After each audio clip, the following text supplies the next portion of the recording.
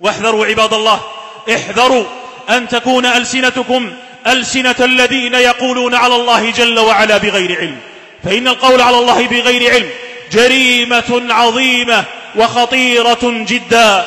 أن تتكلم في الشريعة بغير علم، أن تفتي الناس بلا دليل، أن تتكلم في الحلال والحرام وأنت من أجهل خلق الله سبحانه وتعالى. احذر ذلك يا عبد الله، فإنها شريعة رب العالمين، ينبغي أن تصدر عن علم، فإن كنت جاهلا فاسكت فهو خير لك في الدنيا والآخرة. قال الله جل وعلا: قل إنما حرم ربي الفواحش ما ظهر منها وما بطن والإثم والبغي بغير الحق وأن تشركوا بالله ما لم ينزل به سلطانا وأن تقولوا على الله ما لا تعلمون. ذكرها جل وعلا بعد الإشراك بالله سبحانه وتعالى. وهكذا يقول سبحانه: ولا تقولوا لما تصف ألسنتكم الكذب هذا حلال وهذا حرام لتفتروا على الله الكذب إن الذين يفترون على الله الكذب لا يفلحون في الدنيا ولا يفلحون كذلك في الآخرة.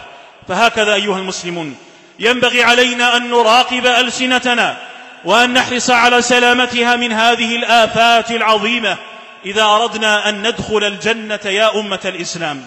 احفظوا ألسنتكم، فإن هذا اللسان قد يوردكم نار جهنم وأنتم ترجون الجنة بكلمات تصدر قد لا تلقون لها بالا فتكبون في نار جهنم 70 خريفا، كما قال النبي صلى الله عليه وسلم. نسأل الله سبحانه وتعالى أن يعيذنا من شرور أنفسنا وشرور ألسنتنا وأن يعيننا على إصلاح ألسنتنا، إن ربنا سميع الدعاء.